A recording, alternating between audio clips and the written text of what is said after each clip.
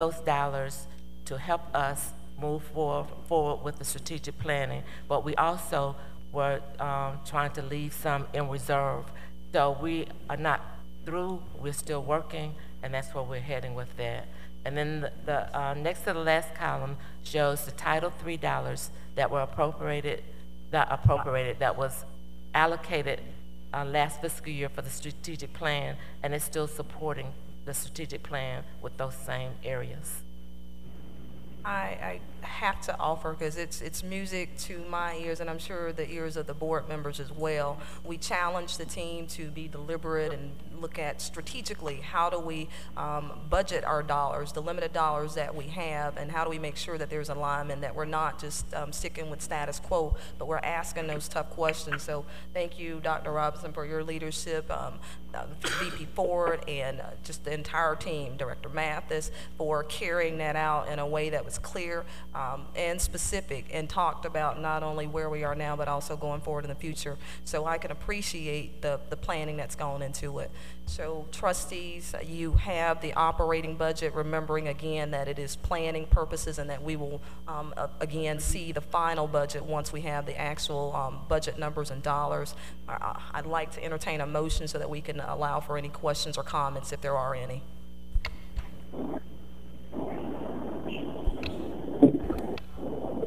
So moved. Okay there. So it's great when we get all that movement on the action item. And are there any questions on that? And if not, then certainly want to allow Dr. Robinson to weigh in.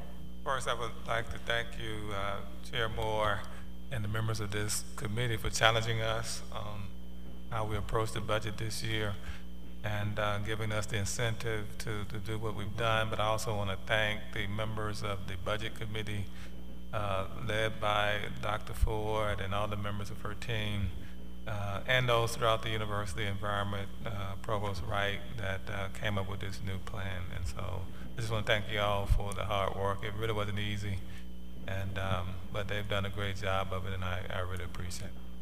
Thank you. Thank you. Are there other comments? Just want to acknowledge too, for the records, that Trustee Reed is also joining us by way of the phone, so have that. Okay, we'll move to our next action item, and that is tied to, oh, I'm sorry, you know what, got so excited with the comments and heard a comment, and then there we go. So we don't want to leave the excitement, so we have the motion and the second. All those in favor, please acknowledge with the sign aye. Aye. Okay, opposition? None, so motion carries. So thank you again, team, for that. So the next item, if you will be approval to amend FAMU Regulation 6 related to procurement. And we have a new face joining the team. That's AVP Bowie and Interim Director Smith. Looks like y'all are going to tag team on that.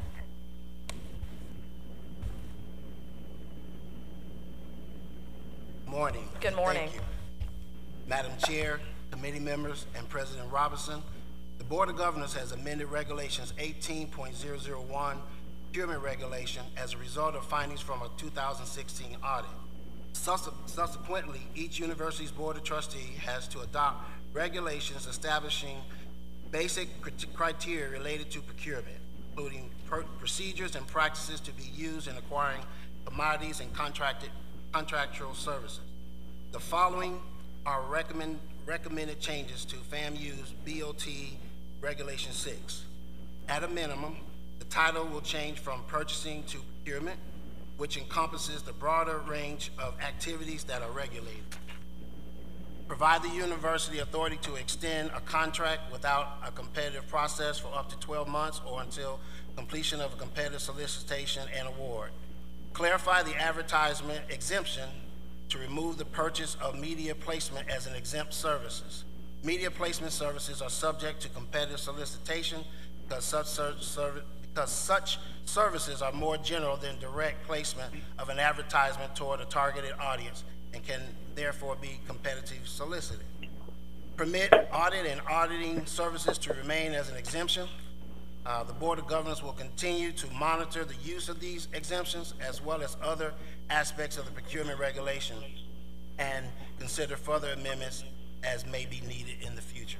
And apply BOG Regulation 18.002, protests that arise from all university contract procurement processes for the purchase of goods, services, leases, and for construction-related competitive solicitations shall be the exclusive set of procedures applicable to all such protests. Madam Chair, I recommend the Board of Trustees adopt the amended FAMU regulations. This concludes my presentation. I'll be happy to answer any. Okay, and we'll catch IT up to the point up so that for those that are here can see what exactly Interim Director Smith is speaking to. So just in summary, this is to align our regulation with that of the Board of Governors. So nothing new on our end, just seeking the alignment. I'd like to entertain a motion for acceptance. Second, Trustee Carter. Okay, it's been properly motioned and second, the approval of the amended FAMU Regulation 6 related to procurement. All those in favor, please acknowledge with the sign aye. Aye. Opposition? Aye. Okay, motion carries. Our next action item is the approval to amend BOT Regulation 3.017, and that's the schedule of tuition and fees.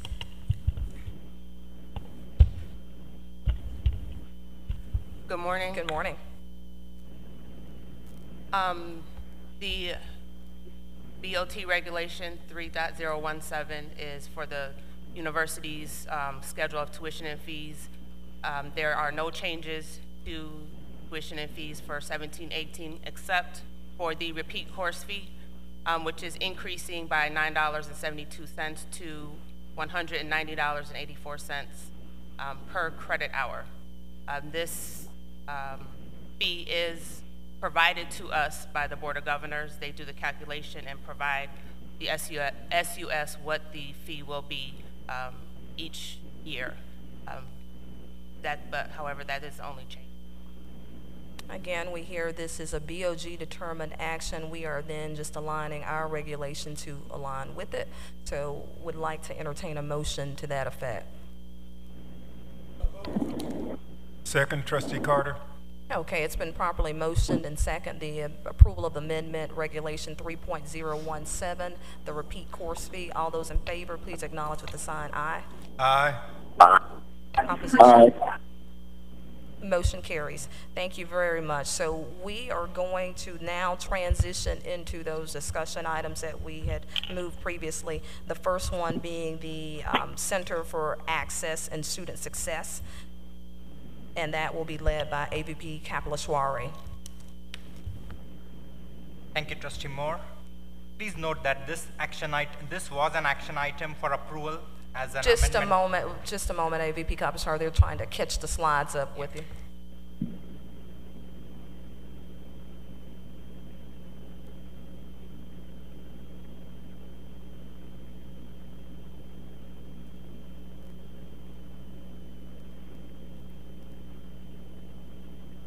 Thank you to our IT staff. We're giving them a workout this morning, but they are staying with us, so we appreciate that. So AVP Kapilashwari, if you'll walk us through that item. Absolutely, thank you. So please note that as we discussed earlier, this was an action item earlier, but as an Amendment 3 to proceed with the construction of the CAS building in an effort to expand and expend the remaining funds and better position the university to receive legislative funding on the next year. However, we are currently working with the Chancellor's Office and the Board of Governors staff to address options and recommendations for moving forward.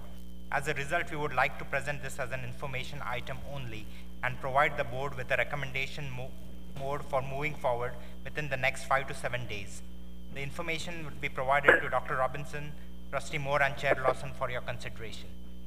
But to date, we have 2 amendments which have been approved. That was for the utility and the site work, and we were going to move forward with Amendment 3, but after discussions, we will come back with the modified Amendment 3 or whatever the option we are going to recommend. that completes the presentation on this item. And again, this is open for discussion because you all recall and understand the sheer importance of having the CAS Center become a reality. We recognize that throughout the SUS system, this is not something that is a missing element of their service delivery model, but it is something that we are striving and working hard to accomplish for this institution and for our students. So it is absolutely critical that the support be in place to ensure that this becomes a reality. You have heard from AVP Kaplan-Swari that we are looking at options. We're looking at options because, as a reminder, we did not receive additional dollars through the legislative process to support the full completion of this project. And we are in need. Our goal is to continue to push forward, and I'm sure that Dr. Robinson will certainly want to weigh in on this item as well, but it is one that we cannot let linger. We recognize the importance of having a one-stop option for students here at Florida A&M University. So comments, thoughts on where we are. We do intend to bring other information to you regarding what the options are for moving it forward. Trustee Chair. Carter, you're recognized. Chairman Moore, Chairperson Moore. Chair Lawson, you're recognized. Oh, thank you. Well, again, good morning. Yeah, I concur with your statements, and I know Dr. Robinson concurs with those as well. We definitely want to make progress on this facility for all the right reasons. It'll help us with student success. It'll help us with better customer service, et cetera. We're also recognizing the fact that we don't have all the dollars we need today, but we do have some dollars that we think we can use in a productive fashion. And the team needs a little more time to really vet that idea, and we want to be in full step with the facilities team at the Board of Governors office. But at the same time, we do want to move this forward. So my agreement is that with the president that we will schedule, based on the recommendation from the facilities team, a call meeting, with the appropriate notice such that we can fully discuss the issue with the full board to make sure that everyone is up to speed and on the same page as we try and move this initiative forward and, keep it on the forefront and continue to make progress on it. So thank Chairperson Moore for allowing me to comment on this one. Absolutely. Thank you, Chair Lawson. And Trustee Carter, you're recognized. Thank you, Madam Chair. I just wanted to say that I appreciate Dr. Robinson's effort to keep this going.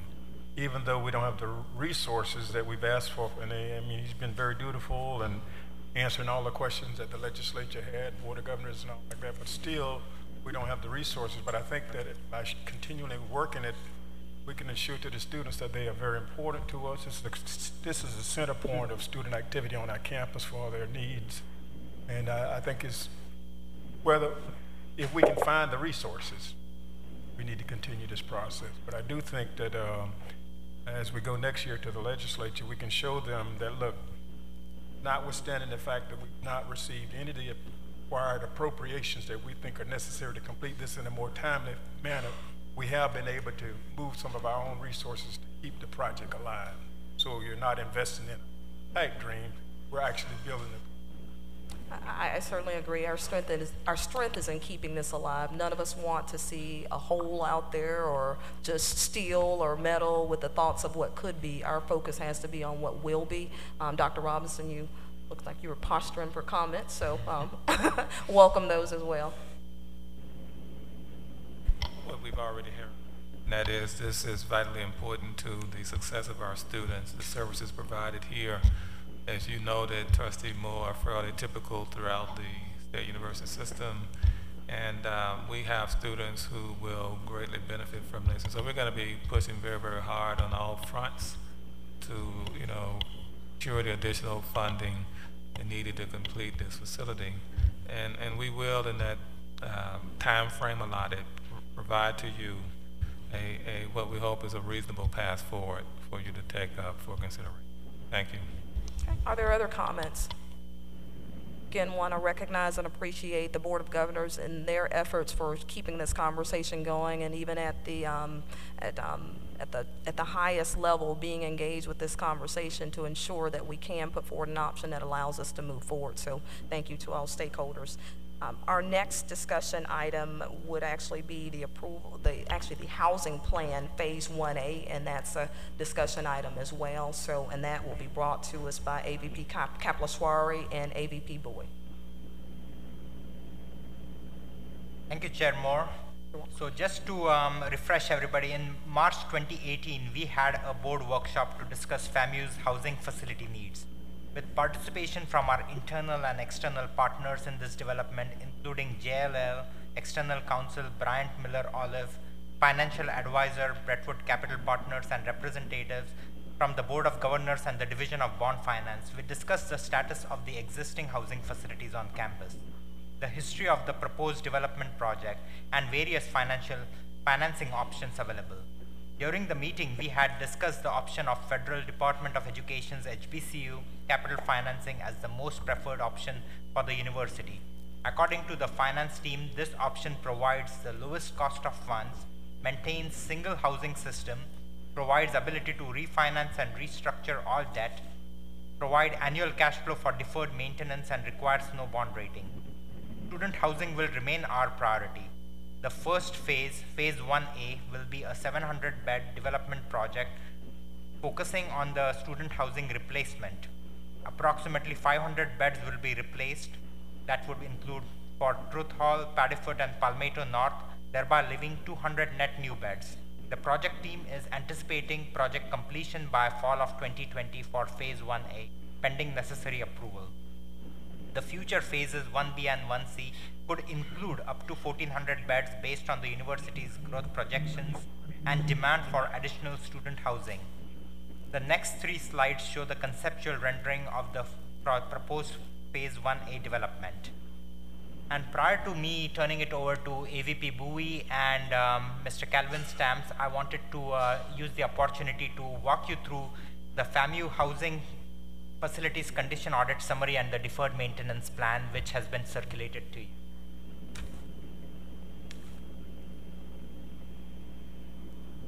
In December 2017, we had contracted with ISIS Corporation to perform comprehensive facility condition assessment services for all our housing facilities, which included about 30 buildings, over 860,000 gross square footage.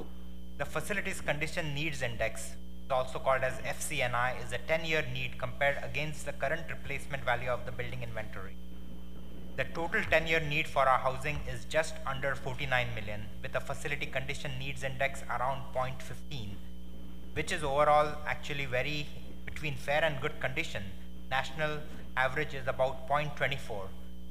Now, the reason for that is because FAMU has invested in newer construction like the FAMU Village and renovated some of its older facilities like Sampson and Young Halls, bringing down the overall FCNI. The unique problem with this 30 housing buildings is that you have an uneven distribution of size and value between the good and the bad. FAMU Village alone accounts for 37% of our square footage and 33% of our total current replacement value in the housing inventory. The building, along with Sampson Young renovations, have pushed the FCNI into the good category. Now, plan to address the deferred maintenance. FAMU plans to use a multi-pronged approach in addressing its deferred maintenance. And now this would include construction of new housing facilities like the one we are going to talk about, phase 1A, to replace the aging facilities, decommissioning and or demolition of some of the facilities, and finally developing and implementing a 10-year capital plan for renovation and upgrade. With our participation in the Department of Education's Capital Finance Program, we will request restructuring of our existing debt, request new financing, and request additional funds for renovating existing facilities. Our housing replacement program will replace roughly 500 beds in outdated facilities of Truth Hall, Palmetto North, and Paddyfoot buildings, thereby leaving the approximately 200 net and also giving us 200 net new beds. Doing so will reduce the 10-year FCNI from 49 million to just under 25 million, which is still a big number.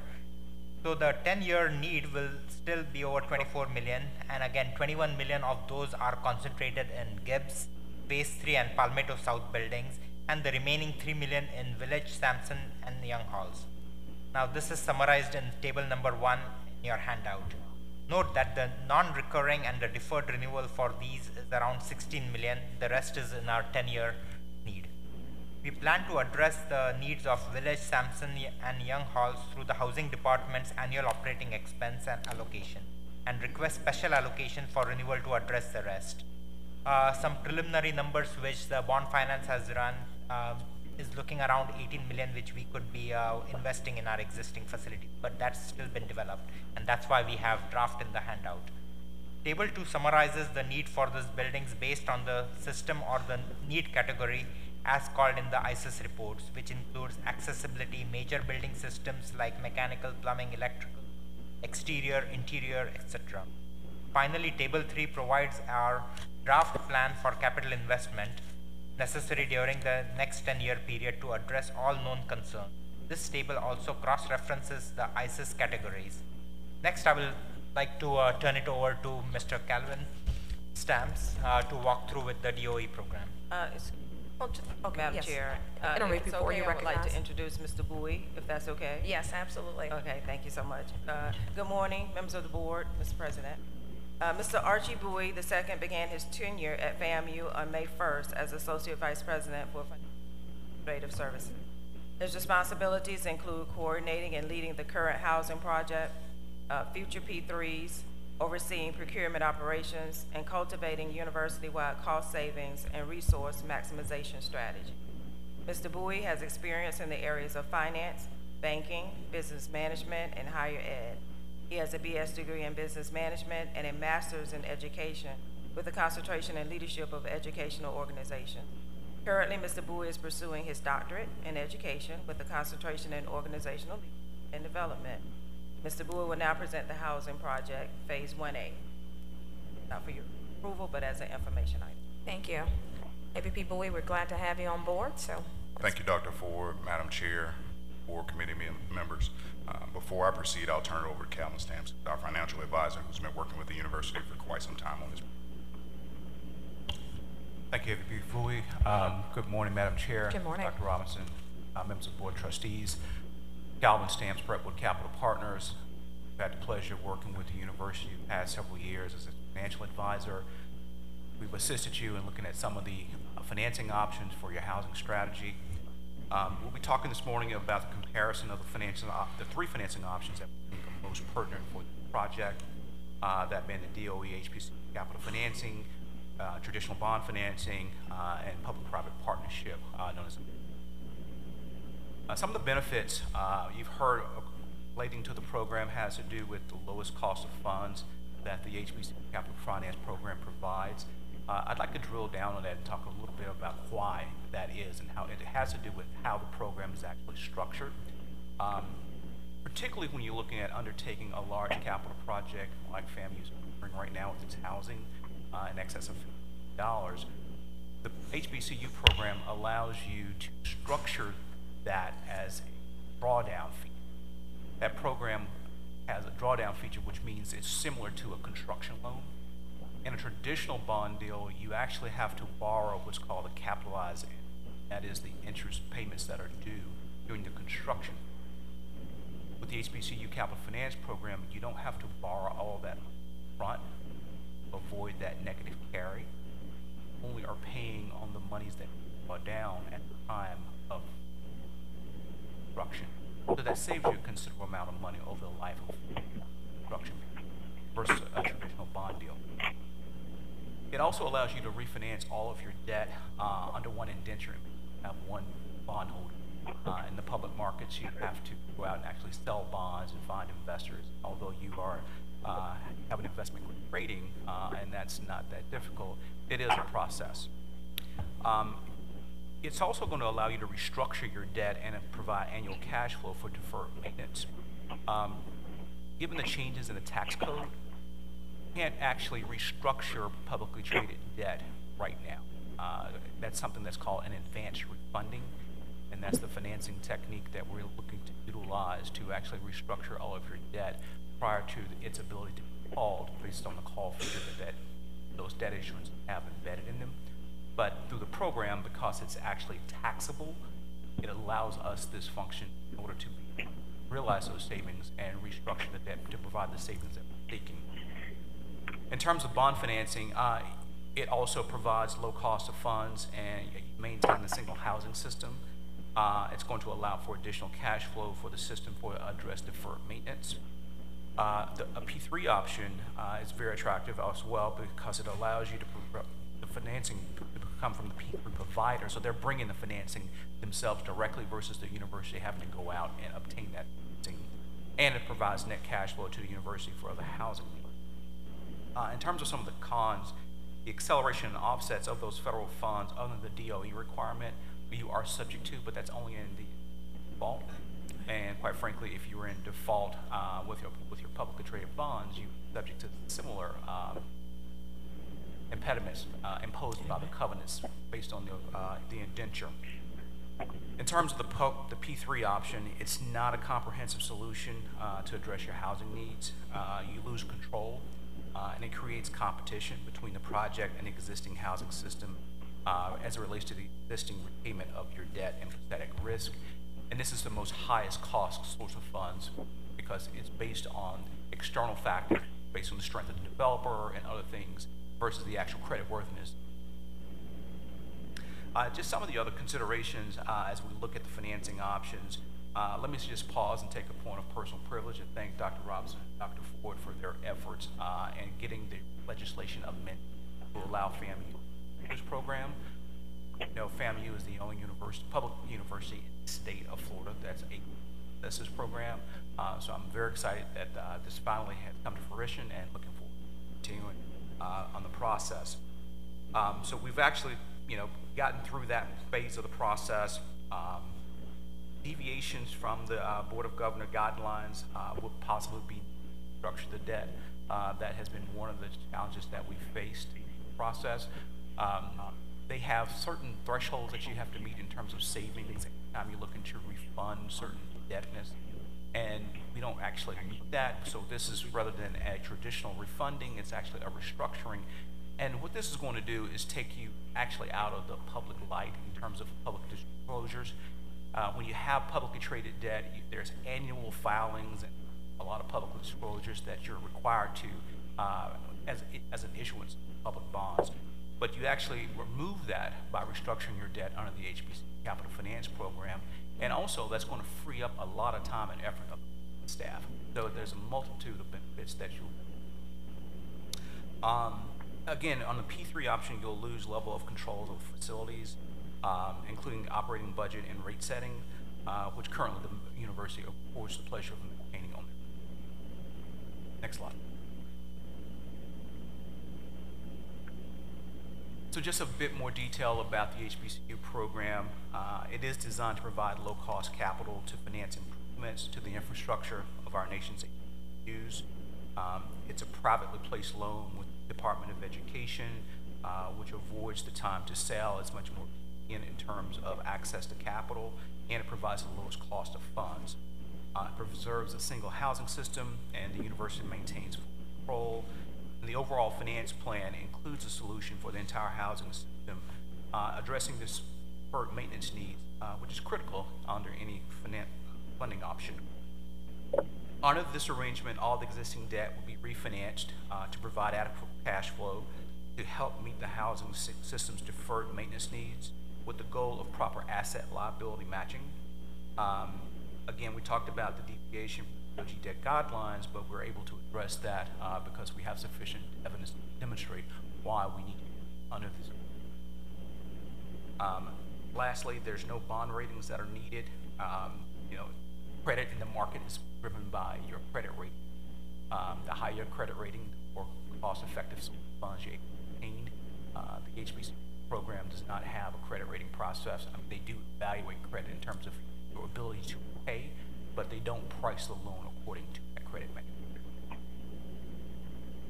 Again, there's going to be additional feedback from AVP Bowie, but reminding board members of why we're taking the time to be very deliberate about having a conversation about the option that we saw as the great path forward at our last meeting, and that's the HBCU financing. We'll get to the point of where we are, but again, wanting to make sure that we're in lockstep because we've seen this play out not only in the state of Florida but other institutions where the decisions may not have been smart relative to housing and building, and we want to make sure we are being very, very deliberate. So you all will probably be able to recite this in unison because I'm going to make sure that it continues to come before you. Okay? So AVP Bowie.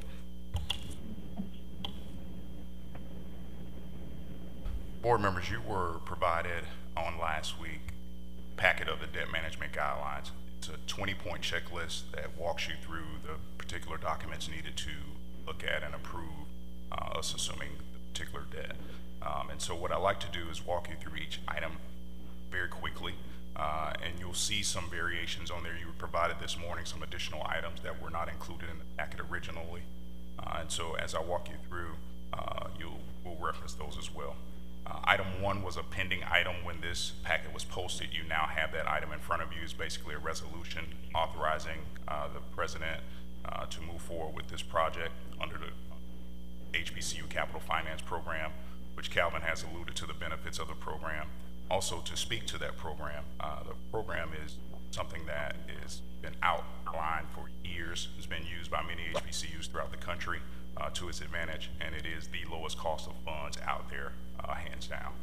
Item number 2, the project program and the feasibility studies. Those studies you all went through in the March board workshop that you all had. It was provided by Novatic, so you have that in your packet as well. It's about 127 pages of the packet. Estimated cost project, you have that outlined in your packet as well. Right now we have a conceptual cost of $54.4 million for the project, which includes the 700-bed dorm facility as well as a dining facility shell that will be included in that project as well. Item 3 is estimated project cost with schedules of drawdowns. You have the estimated project cost. You won't have the scheduled drawdown until we have a GMP, which we should have toward the end of this month from our chosen contractor. Sources of funds, sources and uses of fund, you have that in your packet.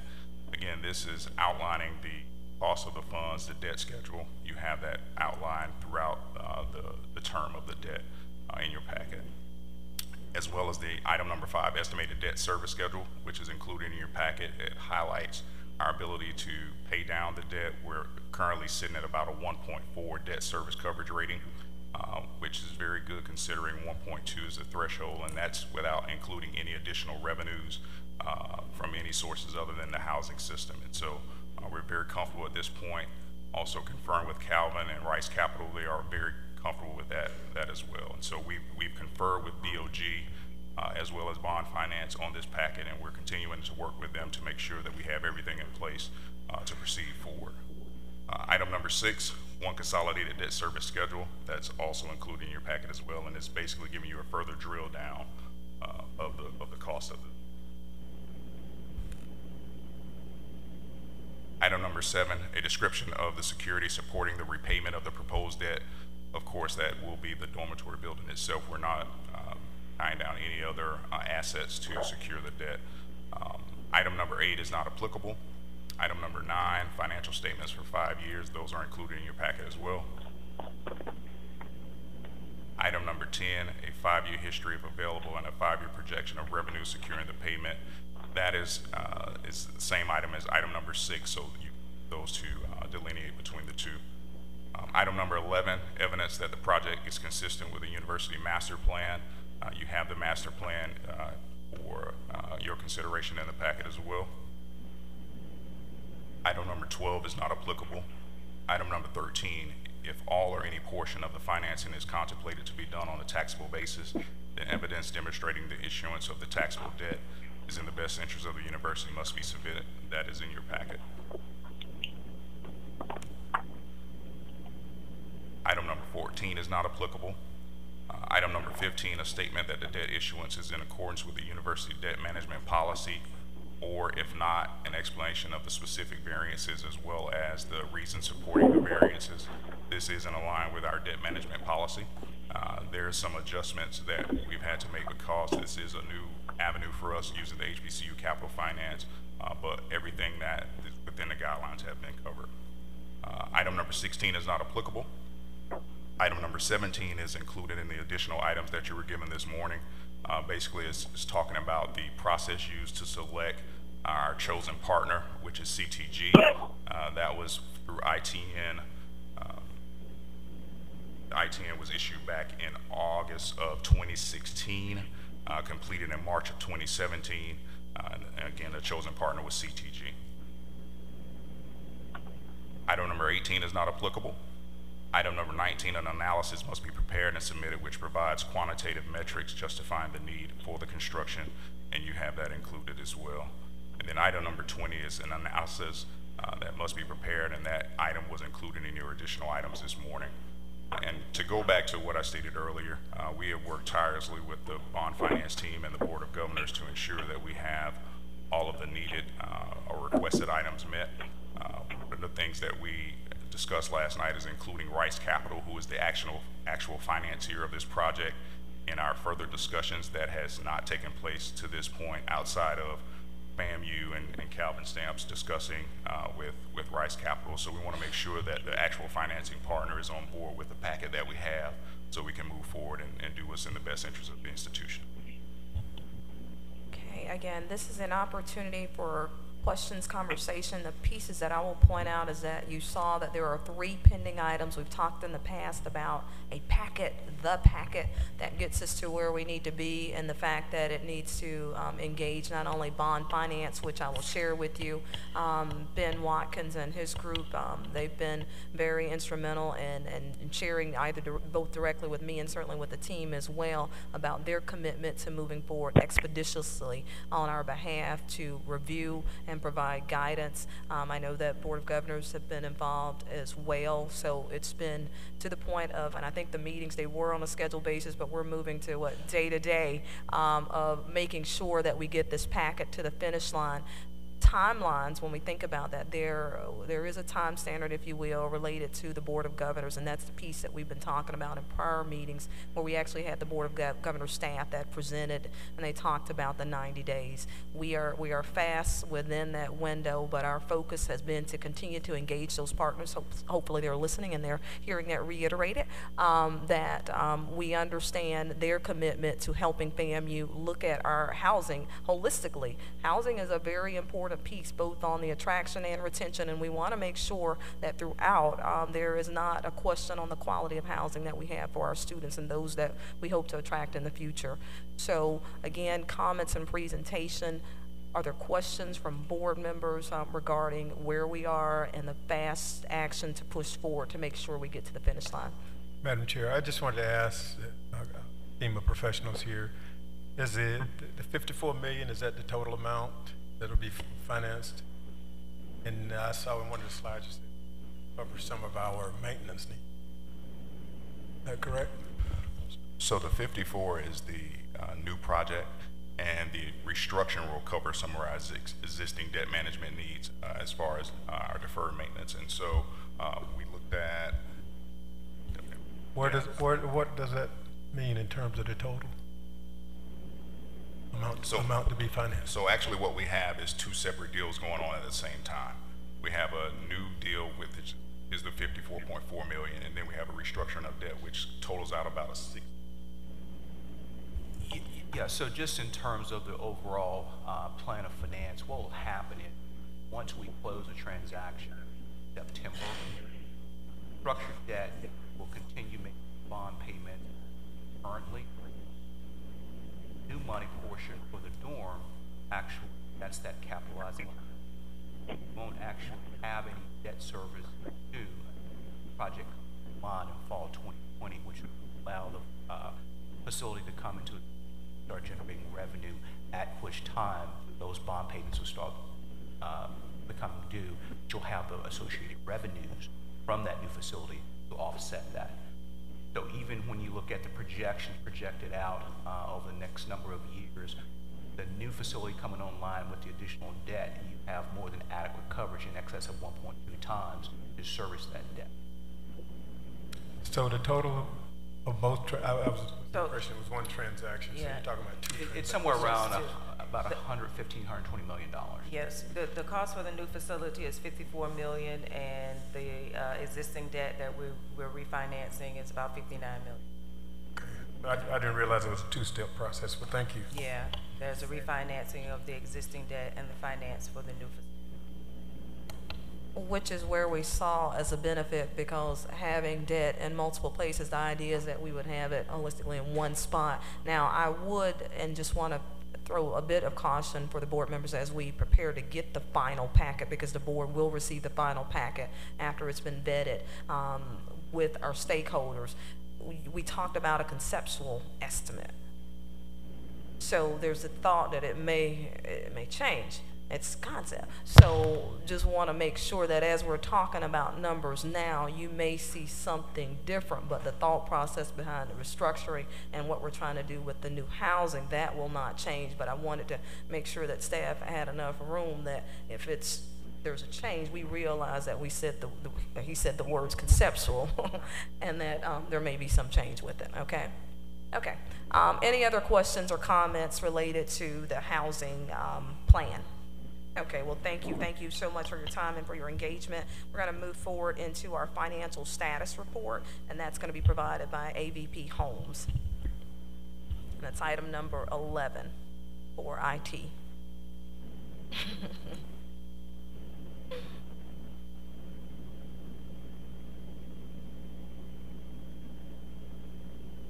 There you go. Great. AVP Holmes. Trustees, Dr. Robinson, this is to show a snapshot of our financial position as of the third quarter. Revenues year to date exceed expenses by almost $13 million. It's estimated that revenues will exceed operating expenses by about $5.7 million at year end. Currently, when we take into consideration our capital expenditures and debt service, we are still at $12.3 million net balance. However, since the bulk of our debt service does not occur until the fourth quarter, our year-end estimate for our net balance is currently around $1.4 million, which will be added to our reserves for the next fiscal year, 18-19. Are there any questions? I think we provided the additional detail in the supplementary materials. If there are any questions on, any specific item, I'll be happy to answer them. The good piece is that our revenues exceed our expenses. Absolutely. So that's good all day, everywhere, regardless of where you're at. Chairperson Moore. Yes, Chair Lawson, you're recognized. Yeah, well, good morning again, and I want to take just a minute and welcome all the new members to the team. Just a quick question for the presenter. We'll have a bit of excess, which is great, that will go into our reserve. Just a quick question. Are we meeting the Board of Governors statutory reserve, and also are we meeting the additional Board of Trustees additional requirement around reserves as well? Absolutely. Those amounts are there. And actually, this just shows operating activity, meaning the revenues and expenses that are coming in throughout this current fiscal year. So all of the reserve amounts that we already have there are not really reflected on this report. This just shows what we project that we're actually going to be able to add to those reserves in addition to what's already there, what's already required of us. Okay, thank you. And I appreciate the stewardship being demonstrated here. So very good. Thank you for your report. Our next item is the cost savings. We're going to keep the great news going with a quarterly update by Interim VP Ford. Thank you, Madam Chair. There are several cost-saving strategies that have been implemented, resulting in over $900,000 in savings or avoidance. Almost $500,000 in savings was generated as a result of the university participation in the SUS Shared Initiative. The purpose of the program is to allow the SUS to leverage collective power, procurement power, to establish shared contracts, which deliver significant cost savings for member institutions. This figure also includes shared contracts and agreements with other entities outside of the SUS Shared Initiative. Our IT department has also implemented cost-saving strategies by purchasing IT equipment in bulk. This quarter, this strategy has resulted in over $40,000 in savings. The Controller's Office, in collaboration with the Office of Procurement, implemented the virtual payable process, which allows the university to pay invoices via e-payable card, resulting in over $20,000 in rebates from the card vendor. Additional cost-saving strategies currently being implemented include the pooling of vacant positions and scrutinizing year-end purchase orders for the purpose of curtailing unnecessary and avoidable expenditures. All of these efforts are to continue to decrease the amount of expenditures by June 30. Future initiatives under review include the purchase and implementation of a travel management software to improve efficiency and create savings within the areas of travel. The creation of a shared services unit, which would entail a pooling of resources to improve customer service and improve compliance.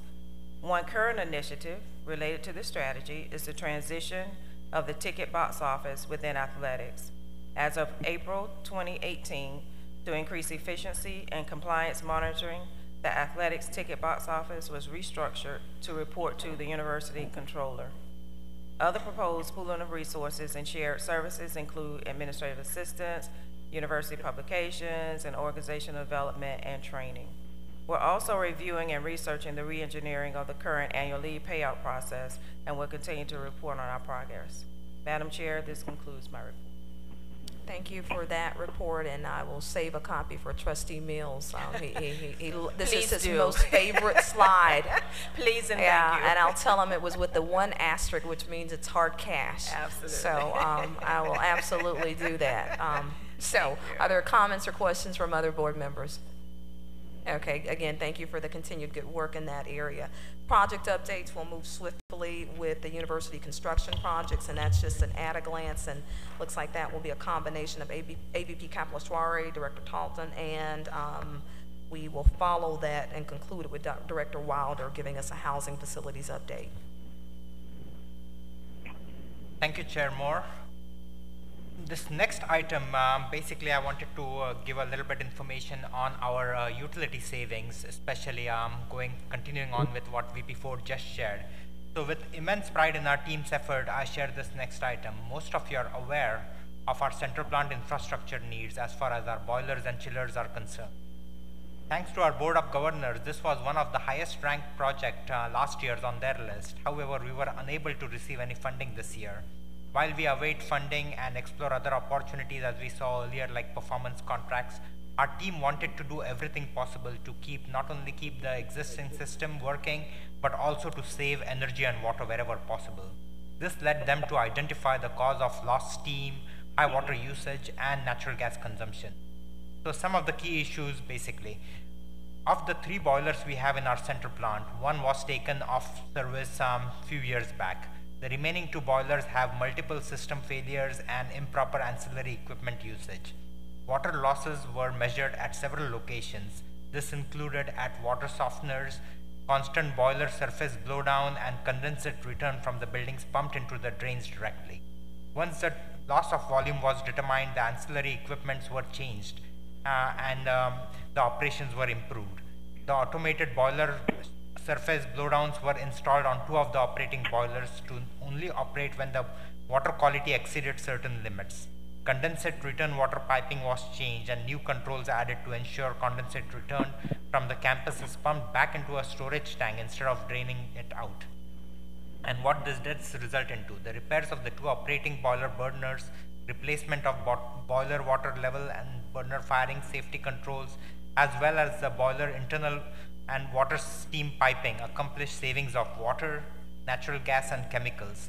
The savings are to the tune of $900 in the warmer months to $1,350 in the colder months at a calculated average of $1,050 per day, and with our operation of 24/7, 365 day, that comes out to be $380,000 per year. We are certainly very happy about the cost savings, but the pie charts you can see over here on the screen shows a 4% reduction in the pollutant levels of SOx, NOx, carbon monoxide, lead particulates, and VOCs from 22.9 tons to 21.9 tons, helping our university and our president's environmental and stewardship commitment. So with your permission, we have already covered the CAS update earlier, so with your permission, now I'll turn it over to Dr. Wilder to share the last slide.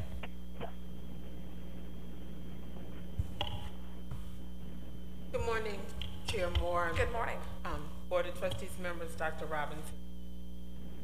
I want to give you a highlight of the action items, the progress that we've made. So StarRes went live on April 17th. That was our technology implementation. And then from the last action item list, FAMU Village has been painted. Palmetto South buildings are in the process of being painted. The exterior is done, the interior is starting. Doors are being replaced at Palmetto North.